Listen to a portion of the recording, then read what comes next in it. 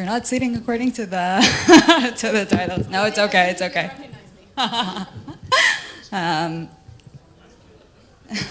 לא, לא, זה בסדר, זה בסדר. I'm kidding. So great to have you all here. Excited to be here. Maybe we could just also start by a short round of introductions. So, Dotan, go ahead. Hi guys, Dotan Barnoy, co-founder and CEO at Authomize. Prior to that was at Checkpoint. Joined after they acquired ForceNock, was the co-founder and CEO at ForceNock. 44, give a time, married +1. Thank you guys for being here. Hi everyone, my name is Yablonka. I'm currently the co-founder CEO of Kooply. Prior to that, as a CEO or chairman, I've led 6 exits and managed Yahoo, AOL, Verizon in Israel, about 200 R&D employees. Hi everyone, Inbal, Tirosh, CEO and co-founder of Livez. Product person most of my life. Before Livez, also entrepreneur and also part of the venture partner of Entrée Capital for a year. Happy to be here with you today. Thanks. So I want to take you, to the very early days, because the audience here are, just starting their new venture. So taking you back, I want to kind of go through the lessons learned and, what you learned in the early days and are now implementing. So maybe you could start out with how to pick your co-founders and how to form that founding team. What kind of, what are the things you did right, what mistakes you've made, and what you've done different, the second or third time around. So maybe Dotan, let's start with you. So first of all, how many here are pre-seed? Raise your hands. Okay, cool. So I'm not just investors, cool. So the investors are online. Yeah, so I like the structure of 3 founders, basically 2 technology, 1 kind of business. It's not a must, but this is kind of my favorite structure. And the first thing I kind of discovered, and this is from a couple of failures, is that the expectation needs to be really aligned on what you're trying to achieve, why you're doing a startup, what kind of... and the way to do that, from my past experience, is just to consider the ideation phase, the phase that you're actually looking for what to do together, as full-time. Like sit in a room, early morning, coffee, until late night, work together. Find the idea together. Build it, kind of those stages together and see how each one of you kind of worked, performs, reacts to things. You're going to start meeting investors, you're going to start talking to customers, you'll see who is kind of having each position kind of fulfilled. So for me, kind of the tip around choosing the partners could come from this event, could come from anything, but the first stage is kind of start sitting together every day, all the time. How much time do you feel, often founders do like founder dating and then form a team. So the question is, obviously the ideal is to have a founding team that worked together previously, but when you don't, then how do you compensate for that? So there's a Silicon Valley, it's not political kind of correct joke, but that you need to choose your partners better than your wife. You're going to be on average 7 years with her and 12 years with your partners. So, bad joke. It's funny because it's true. I have a friend start every lecture saying, I'm going to make sure everything is going to be interesting and mostly true. But we need to keep kind of things true here. So finding the partners and the ideation process and kind of figuring out through that you have a good fit and same expectation and the roles are set correctly, who does what. So for example, let's say I'm the CEO and I'm joined by 2 partners, one of them kind of CTO and one of them VP R&D. Kind of this is how we start. And then I have a meeting with Entrée Capital, which invested in our seed. We're the first investor in Authomize, participate in A. I know them, I love them, they participated in the company in the past. So, and then my CTO comes, he has to join me in every meeting. So there's a problem here. There's a trust problem here that needs to be discussed. So I need to trust him to be able to go to meetings by himself, and he needs to be trusted. So there's kind of those small things that you need to notice. And then I remember sitting in a coffee shop, and this is a venture that did not succeed, and my VP R&D, ask what happens really early on. What happens if we have a disagreement? You want me to do something and I don't want to. And we kind of hushed that point and saying, okay, company grew, we have more people, we need to do something because I think so. We have a discussion in a room. We did not get to kind of an understanding. In the end, it needs to be done. And I saw that I got to a block. I'm like, no, I'm a partner as well. I'm also start saying like words like I'm a board member, I'm a shareholder, stuff like that. I said, but the company cannot work this way. So these are things that needs to be asked. The other part, and I said, it's also important, why are you doing it? So ForceNock was, and I'm stealing time, sorry. ForceNock was sold relatively very quickly because of that. We had the goals of ForceNock is different than the goal in Authomize. So when we started Authomize, we sat and said, hey, we're going for the IPO. We're going to build something big. And we didn't have the same set of expectation laid out correctly at ForceNock. So it was a misalignment of expectations from... Yeah. In the previous company, at Resec, we did. So you need to make sure that this is also something you discuss. What's your goal? 5 million? 20 million? If you want to be talking dollar signs. Yeah. Mm-hmm. Okay. So align expectations early on. Ido, do you want to... So I certainly second Dotan's point. I'll try to add on to that. I think he's absolutely right in that alignment is pivotal. Certainly financial alignment is important. Everybody's a hero early on, but once you actually get an offer, it's important to be able, as founders, to say no. I would also add, at least share one of my biggest mistakes, and that is trying to turn people who weren't by nature entrepreneurs onto founders. And it has nothing to do with ability, it has nothing to do with IQ. It's about a risk profile and ability to feel comfortable with innate uncertainty. And to my own detriment, I actually convinced them anyway, and it ended with an inefficient trade-off. How would you recognize that? So you're saying that you actually convinced them to become entrepreneurs. Yeah. But then how could you have known that they aren't? Like, what were the signs? I'd say that one of the things I did much better my second or third time around, depending on how you count, is to interview many people. I actually interviewed 100 potential co-founders, of 100. which 100, yeah, and then also from among the finalists, I actually did a 48-hour hackathon. We actually built something packed in a small room. And I think that's a fairly good simulation. It gives you, pretty good certainty that you can predict how this team will behave under pressure. It's not 100%, but it's damn near close. And regarding just the long-term alignment, my advice would be to just put everything on the table as bluntly as possible.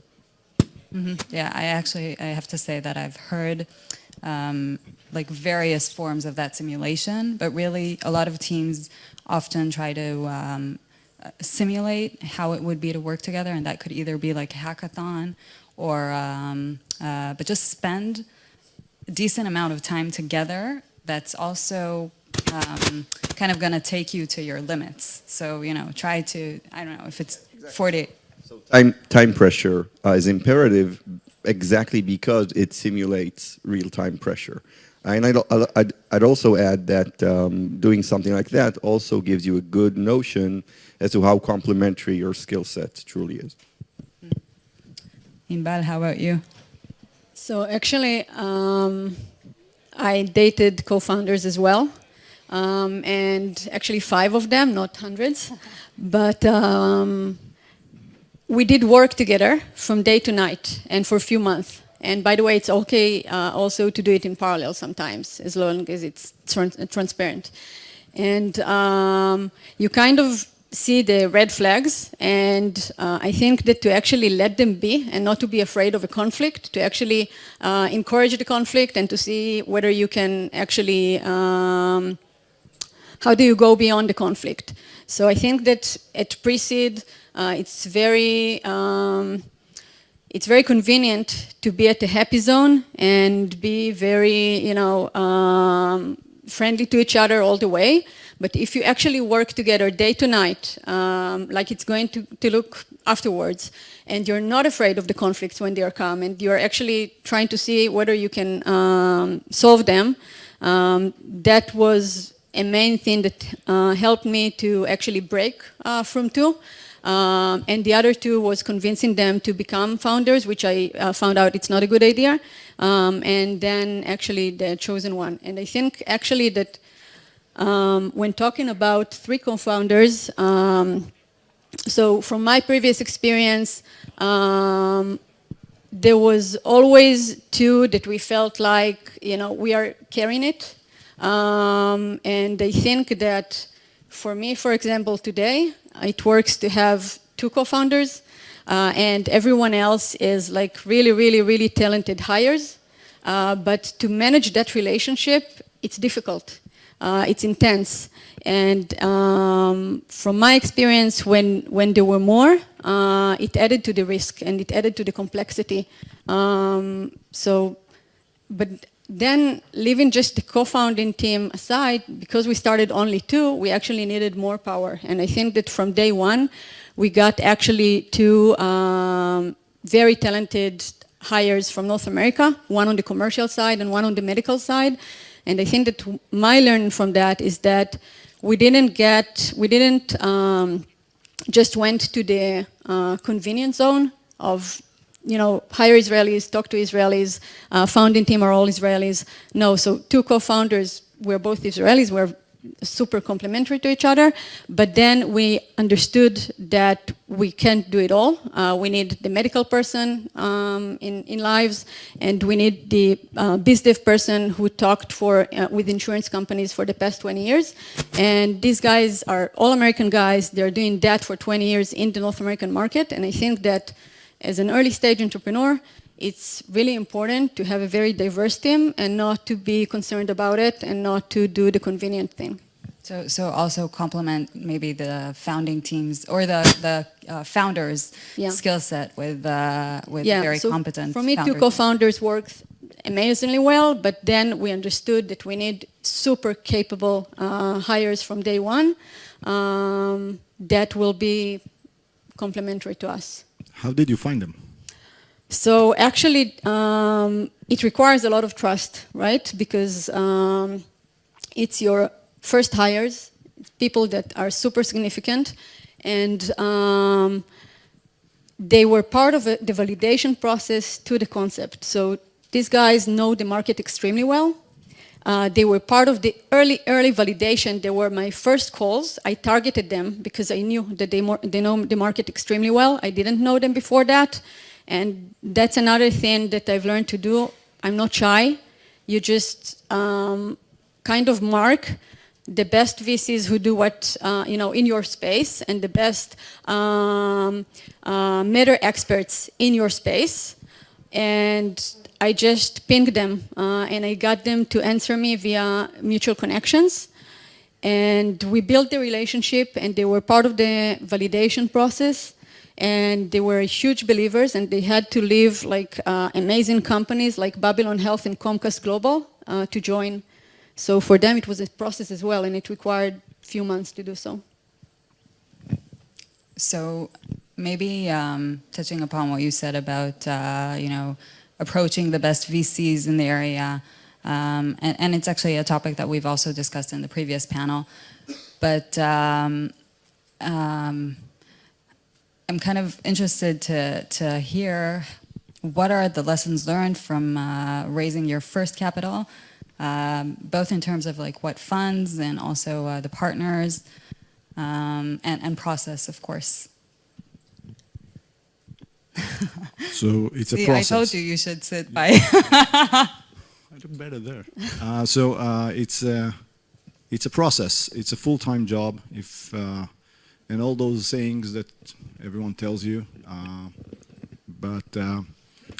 So for me, and kind of this is lesson learned, I found myself when we raised our seat at Resec, That was 12 years ago. God damn it. This took us 8 months. We went to a VC, and then I went to another. It's a cyber, so it was supposed to be super easy. But it was 2010. 2010 or 11, yeah. It was pre-COVID, so you need to actually meet them. That's the problem. Yeah, that's true. Now you That's true. don't. Everyone was in Herzliya. They didn't move to Hajjaj or something. San Francisco. So, yeah, and You're setting up to that, just to give you a good intuition for the time, imagine that literally all VCs in the country were in a single building in Herzliya. A single building, like neighbors to each other, and that's it. If you didn't raise from them, you're done. yeah. They've now all moved to another building. So map, people are saying, so you wake up in the morning, you go to the office, you start looking at your competitors, you map those VCs, you start building, I use Monday, where is it around? I use Monday for that. So I map and write all the different VCs that are big no, because they invested in a competitor. I can use them for some validation, I can use them for training, if I want to share a little bit, but that's a big no. And then I mark those that I really, really want. And I have this long list of, they fit the round that I want to do, they fit the stage, I know who the partner is, I know how to get to them. So you know the rank of how to get an intro. If they invested in your friend, that's the best intro. Ask him to do an intro. And then if they invested in someone else, but he knows someone that, like, it goes from this kind of people they invested down to your lawyer, I think, or your CPA saying, I know everyone, I'll do an intro. So don't use that. So you need to get an intro from someone they know. You write who can give you the intro to the right partner. And then you don't start with necessarily bombing. Everything is kind of, there's no right or wrong, just my experience. You build this process as you build kind of an operation in the army. You say, I'm going to talk to those three. I get the questions, I record those sessions. I use OBS. OBS is something that allows me to record without the other side knowing about it. So I use OBS if it's a Zoom call. I like the fact you're giving practical tips. We said we're going to talk, nothing goes out of this room, right? So I record it and I monitor, I see what works, what question they ask, I see what is missing in the best way, if there's something that is going, like the first call, the second call, the third call, it's the same question, I'm not answering right, it means it needs a slide or something just to answer it correctly, and I make sure I build a story correct. And then if I don't get like no, terrible, no follow-up, no nothing, then I start adding more of those VCs and I try to make sure, because they all talk to one another, that this is like a fast war. Like you go out and you target those and you work in parallel on those. This is why it's a full-time job. It's a relationship. You're building relationship in a speed dating with few people in parallel. So really, that's why the CEO is here to bring money. You know the pyramid of the CEO, don't run out of money. Kind of, that's the only goal. So make sure that you fulfill your part of the deal. Let the CTO, your partner, one partner, two partners, Orca style, 8 partners, whatever, do the rest. They will talk to customer, they'll get, and remember, they need, you're talking to people that are really, well, they're smart. They know the market. But you're going to have a call, and then a week later, you're going to have another call with them, right? If it was a good call, there's going to be a follow-up.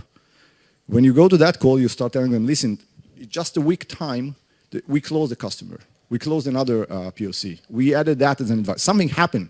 Every day you wake up in the morning and you're not going to a conference, you're actually generating value to your company. So work at your company generating that value. I think that's a really important tip. Don't go to conferences, yes. No, but really, I think the one thing that really stands out is when there is momentum, and you can kind of see momentum in different ways. But I think that having, or at least being able to show progress from one meeting to another is something that's really, really significant at any stage. So it can be even we closed another design partner, or we had this and that. Like at each stage, I think you kind of need to show this momentum. And that's something that's... We added this non-designed slide. So imagine you go on a call, everything is Zoom, you talk to this partner, And then he says, it was a good call, there's a follow-up where he brings another partner. Now you have two people on the call. One, you already saw the presentation.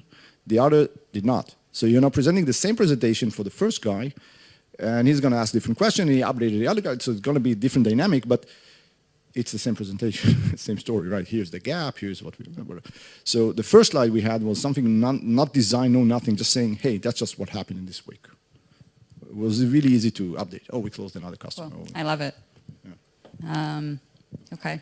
Ido, what about you? So you actually just announced your very significant seed round.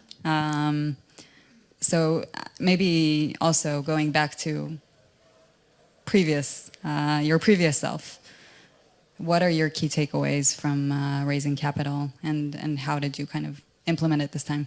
Yeah, so it's a very broad subject, and I'll try to just give two practical pieces of advice that are hopefully useful for this audience. The first one is, again, as is the case with founders, I think alignment is imperative. You need to understand your investor's model. You need to understand what is an acceptable return for them. If you don't, and nevertheless you close the deal, and if the company is successful, then troubles are typically soon to follow. So alignment key here as well. Secondly, famously, Peter Thiel was asked what was his biggest investment mistake. And he said it was to pass, he invested in Facebook seed, and his biggest mistake was to pass on the A round because he thought it was very expensive. So the point of that anecdote is that there are always really good reasons not to invest in any startup. Very valid reasons not to invest in any startup, even in Facebook's A round, and you can't get much better than that. For you as pre-seed, seed stage entrepreneurs,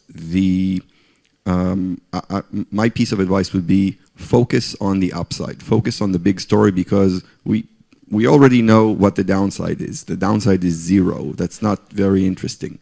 So focus on the upside. One good VC friend recently told me that there is no longer a model for $100 million companies. And it's funny, but that's is already manifested in the seed stage decision making for VCs.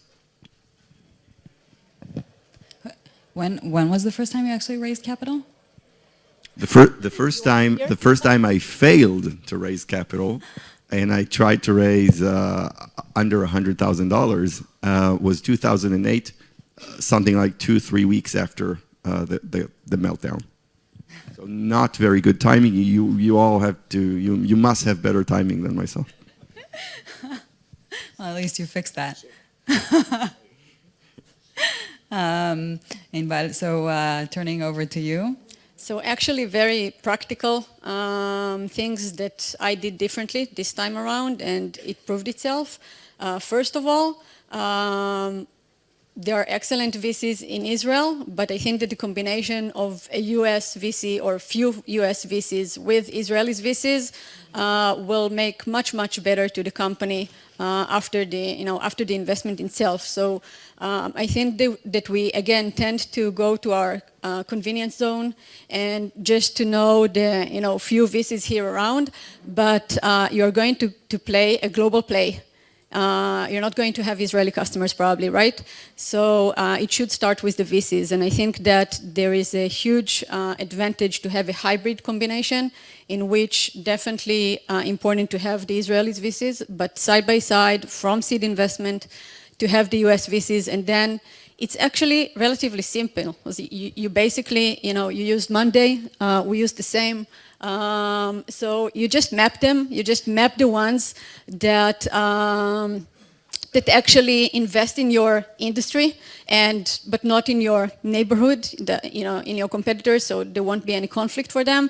And you go after them. Just in the same way that you would go after the Israeli VCs, you will find the contacts, you will find the friends that will connect you, and even if you don't, these guys want to invest in good ideas and in good founders. So you can just get after them.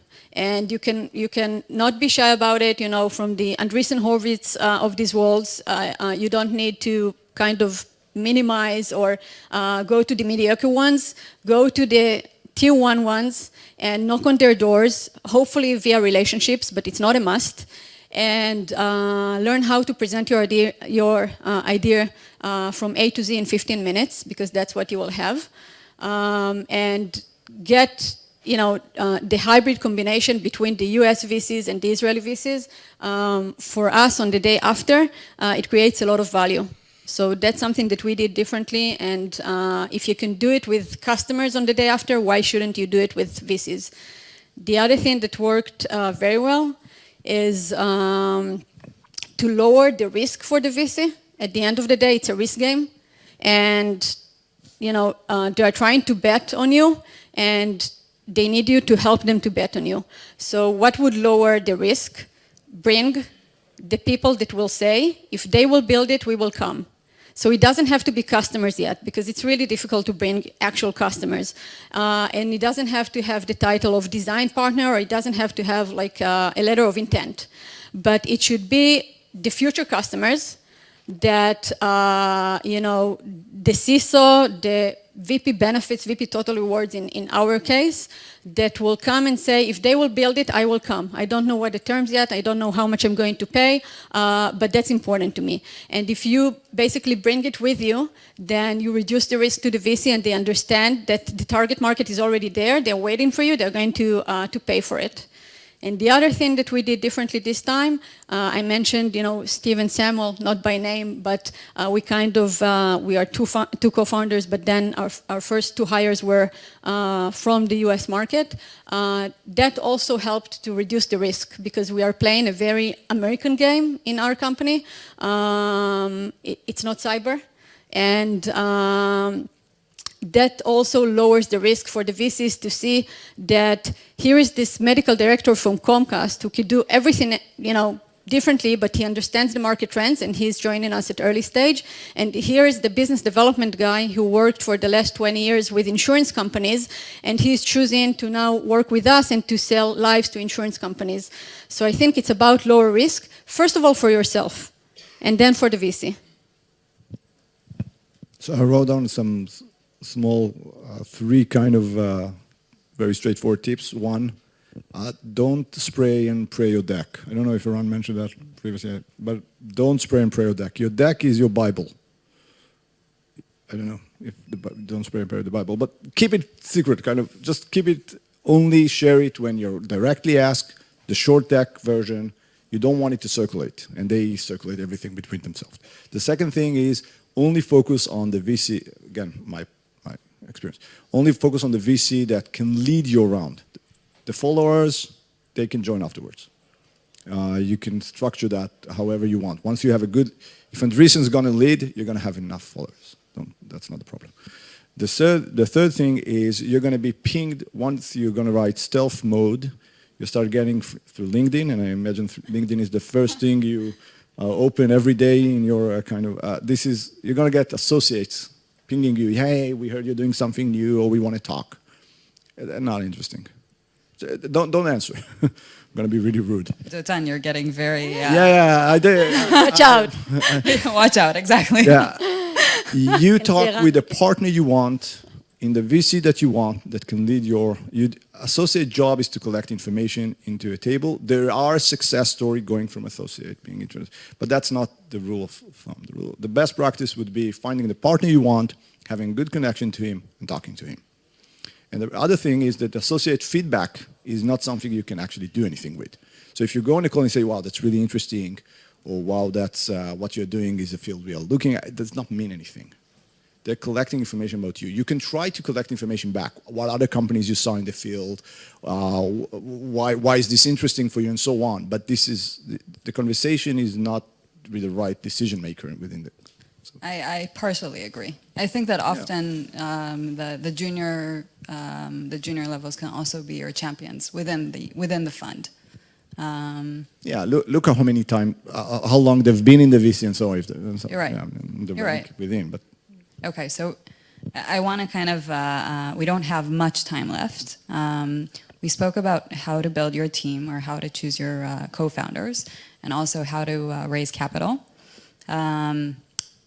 wanna, okay, you have a team, you have money. Now you need to build out a product. So what would be maybe your key lessons learned from building the product early on? Dotan's looking down, so we'll start with Ido.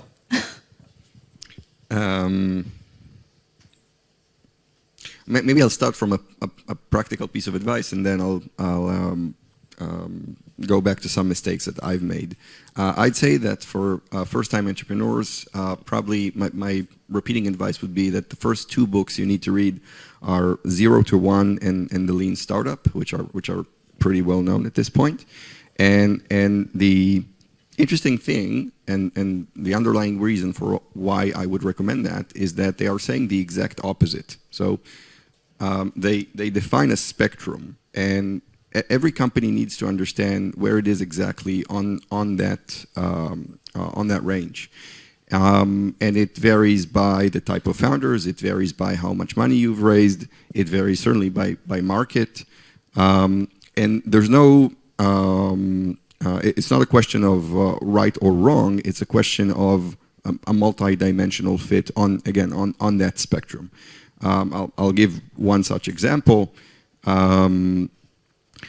Practically, for say a bootstrap company, you can't really make a long-term bet. You have to reach revenue very early on, and typically in such cases, you'd lean much more towards the lean startup approach rather than 0 to 1 long-term moonshot investments.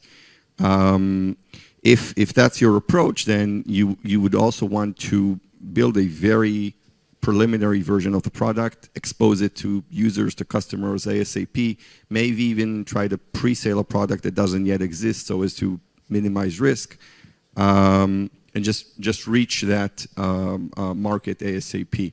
However, if, for example, you've raised a lot of money and you're building something that, say, has a deeper technological aspect to it, and a more complicated product, and you want to be very picky about the time in which you release to market, in some cases that's also a good choice. So just be aware of that spectrum and think very carefully about where exactly your particular company is located. Some mistakes that I've made, so I've certainly in my first company, which wasn't financed at all, I've taken way too much time to reach the market, and by the time I've completed the product, again, basically self-financing it, I was basically out of air. So that's a good example of what not to do, because that's not an optimal project management choice for that particular company. Yeah, and I think that the later you go to market, you're taking a risk of not receiving enough feedback on, and aligning the product and where exactly it should be. Yeah, so I'd be, for some companies, it's a very good choice. Companies building transformative technologies would be a good example of that. Sometimes hardware companies, it could take you 3, 4, 5 years to reach the market, and that's fine. That's a perfectly legitimate choice for those companies. So just be aware of what type of company it is that you're building. But the process of learning doesn't stop. So for Resec, eon ago, we start serving Israeli customers, and we got more and more of those. And we did not say no. So when we got to the US market, I would say there was a huge adjustment that needs to be done, but that's not true. The product was just not a good fit to the American market. And it was here. So we got dozens of customers in Israel, which require support, require work, and even in that period of time, you can now argue, is it good or bad, but we should have spoken all the time. If we said America is our market, we needed to speak and we did not. We needed to constantly speak with the American customers, continue the conversation, show them what we've built, get their feedback, even if we are not yet have the resources to go out there and sell to them, because they will not buy from a Mediterranean company that barely speaks English. Yeah, I think that's, it could be very misleading. Like you see, I think oftentimes founders speak to Israelis because it's more convenient, right? It's close to home. And then sometimes you have super excited customers, which are, incredibly excited about what you're building and are even maybe willing to pay, but then it doesn't, just doesn't meet your target market. So yeah, I think that speaking to your target market as soon as possible is key. So you asked about, and I'll challenge In the lives. order of the question, because you said, okay, so you have the funding and you have the co-founding team, and now you build the product. And actually, I'm a product person, and I'm going to tell you, I did something different this time. We got the money, we got the co-founding team, and then we got the customers before we built the product, and the customer must be a US-based customer and not an Israeli customer. And the people who had to sign the deal are US-based, and they are not Israelis by all means. And I think for us, it's worth more than 5 or 10 Israeli customers because we went directly to the target market in which we want to scale.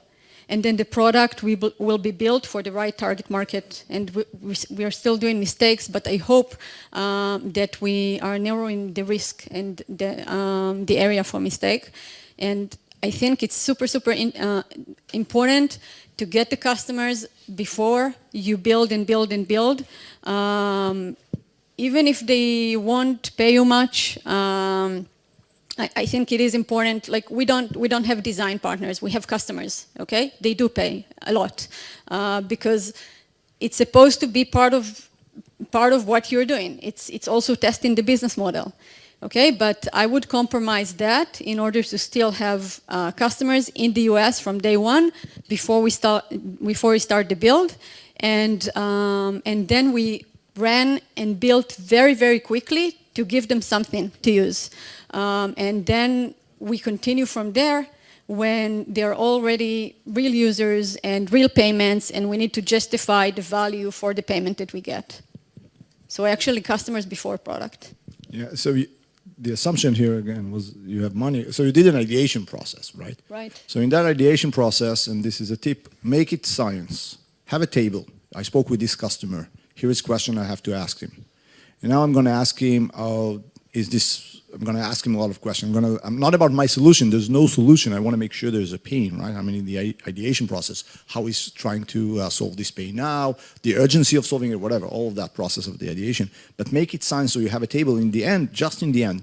You can tell him, he answered all the questions correctly. You can say, we are building something like this and this. Would you like to be, in our case, design partner? So if he answers yes, we say, we'll get back to you, right? We don't have anything yet. But 2 things now happen. One, you start having a list of customers you can reach out and say, hey, we built something. We raised money, we built something. Let's talk. The second thing is now when you're talking to a VC and you want to present, and this is, again, in the raising money, you're now signing, you get to a meeting, someone says, I talked to a lot of customers, and they said it's really important. Doesn't mean, if you're going to say, I spoke to over 50 CISOs and 80% of them ranked that as a top priority for 2022, now you have something to work with. It sounds different. I'm saying the same things, kind of, but it sounds different. So make it a science, the ideation process, and out of that, you'll have your first customers in a certain way. Just one quick note, and I think these are very practical and applicable pieces of advice for all of you. But just to maybe be more reflective of the actual reality, these are heuristics. So they are true for probably most of you, most of the companies that you will build. They are true for software companies. They are true for companies in which you can interact with your clients, B2B companies. But it's not necessarily how you would build a Tesla, right? Like if you wanted to found Tesla, which customers can you even talk to, right? What would you ask them? Would you like a wonderful red car? Sure, yeah, it's a great idea. So reality is always more complicated than that. Okay, so we have 5 minutes left. Maybe we can open it up for questions from the audience. If anybody has questions. One. Yeah.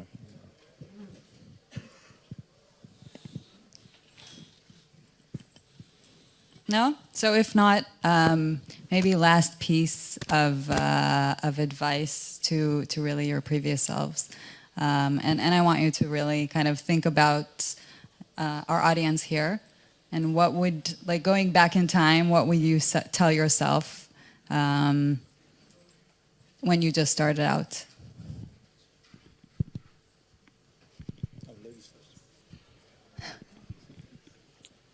By the way, about building a Tesla, I failed with Better Place, and we did sell the vision before we sold the product. So I think also with Tesla, it's possible. By the way, also today, I'm still selling the vision and not the product. The product, we show it later on, but first they need to buy the vision. So maybe, and again, I'm all product person. That's what I did my entire life. A piece of advice to my previous self, which I implemented this time around, is to work on something that will be very impactful, that if we will succeed, we will have a true impact, in our case, on people's life. I think that in previous rounds, I was motivated by other things. I wanted to build, and I built in many areas, maybe too many, like there is no one industry. But I think that if you'll take all the talent that sits here and think about the exponential value that is going to be created here, the teams that you're going to create, if all of this wonderful talent will build impactful things, because I'm looking back at some of the things that I put all of my energy in and the other wonderful people who worked with me, and today it looks a little bit of nonsense. And I think that if you're going to be an entrepreneur, you're going to sacrifice a lot. I'm a mother of two, I'm married, I have to sacrifice a lot of my time at home, I have to sacrifice my hobbies, my friends, my parents, a lot of things. And for me to know that this is for a very, very worthy cause, today it's important. Yeah, I think like my takeaway from what you're saying is also that you need to be super passionate about the problem that you're solving. I think that's very, very, very important. Like be motivated by the potential of solving the problem that you're working on. You can be passionate also about scale. It's amazing to scale. Sometimes you don't need anything else than to experience scale. But I think that if you invest your talent and all the talents that are going to join you in doing something really impactful, then I think that it's worthwhile to try to take yourself to an impactful mission. Okay. Ido, how about you? So just to make sure I understand the question is advice to my younger self, something Right. like that. Advice to yourself when you just started out, when you were, when you tried to raise the. So I'd say being specifically an entrepreneur CEO, a founder CEO, is a profession just like any other profession. Like a carpenter, you can get better at it with experience and time. It is, however, extremely volatile, both the highs and the lows. And I think the key piece of advice would be to just stay the course and think about things in the longest time frame. If you think about things in a 10, 20, 30 years perspective, especially for essentially career planning, it smooths out the small volatility points along the way. And I think that's very important also for solid decision making, especially when you run a company. I think it's just interesting that you said small volatility points, because I'm not sure that at the beginning of the road you experience it as small volatility points. So I think it proves the point. So for example, let's say all of you will go to raise, and maybe all of you, the first answer you'll hear will be a no, when you hear it, it's going to be the end of the world. Like, I suck, I shouldn't be doing this, I'm horrible, my idea is not very good. I'll try not to be politically incorrect. But on a 30-year scale, it's like you won't even remember it. Yeah, I think that's an important to keep in the back of your mind. So Dotan, what advice would you give to yourself in the beginning of the road? Yeah, so standing between everyone and lunch, I'm going to try to keep it short. So the first thing, and there's no way of replacing experience, right? And I think, now for serious, the fact that you're coming here trying to kind of learn from other people's experience and reflecting on their experience in order to kind of take something out of it to tomorrow morning better, I think that's important. I did not do that. So I was head on trying to, and back then, there wasn't so much of kind of, and I was not from Tel Aviv and from 8 to 100 or something, so I had to learn all of that. So that's... What do you mean by learn all of that? So to learn how to talk to a VC, how to talk to a customer, all that kind of on-the-job training, I guess, to be a CEO of a startup. And then there's kind of the FFF that everyone knows. So I'm going to change it a little bit. So the first thing I would tell myself is focus. If you get an email saying this is a partner in South America and he can sell you in 1 million units by tomorrow morning, that's crap. Ignore. Don't answer. Don't be polite. That's another. Don't be polite. Don't answer. Continue with your life. You have a dedicated market that you focus on. You want to win that, so focus. It's with investors, it's with customers, it's with people, anything. If something is too good to be true, if, even when you raise money, if someone says to you, I'm a finder, I'm going to help you find the VC, I'm thinking 5% or whatever, ignore it. The VC's job, day-to-day job, is to find you. It's supposed to be easy for you to find them. So especially in this market. Especially in this, exactly. The second thing is kind of fast. So one of our value in Authomize is we are on an urgent mission. Move fast. You're not corporate. You don't need to have committees of 5 weeks on everything and set up the next call in a month. Let's start. Next quarter, we're going to review. No, move fast. That's your advantage. Don't be, and then kind of the last F is fearless. I hooked up a friend of mine. He's a sole founder. He has a great idea, works in an amazing company. And I told him, listen, I'm going to send you to a VC. I think it's going to be interesting for you. And he said, but I don't have yet my partners. I don't know yet. I'm not sure. He still works in a corporate, which is an amazing company. And I told him, you have nothing. Don't be afraid. I don't have a deck. I don't have a. He didn't use even the word deck. He said, I don't have a PowerPoint. He said, doesn't matter. Go there, tell them, get the questions, learn of it, be fearless. Ping a customer, ping 10 customers. There's nothing, so you're going to have, it's like marketing, you're going to have some traction. This will not, this ignores you. There is a guy in Miami that I'm pinging now, I see him LinkedIn. Like, I have like, since 2007, this guy, every time I start a company, he gets a message from me, hey, I'm working on something new, love to get you on a call. And then 2010, hey man, I love to get you. Like every time, like, and he never answered. It's amazing. So It's amazing that you haven't given up. No, I'm sure I'm going to see him someday in Miami or something. But so you have nothing to lose. It doesn't exist. What do you have to lose? But make it a process that you learn out of. The idea is not to kind of burn every old bridge. I'll go to all VCs and just for fun meeting with them. Like, make it a process that you take something out of it, learn and improve. So that's kind of. So thank you very much. Thanks for sharing your experience, and I think that there were very, very practical tips. And over to lunch.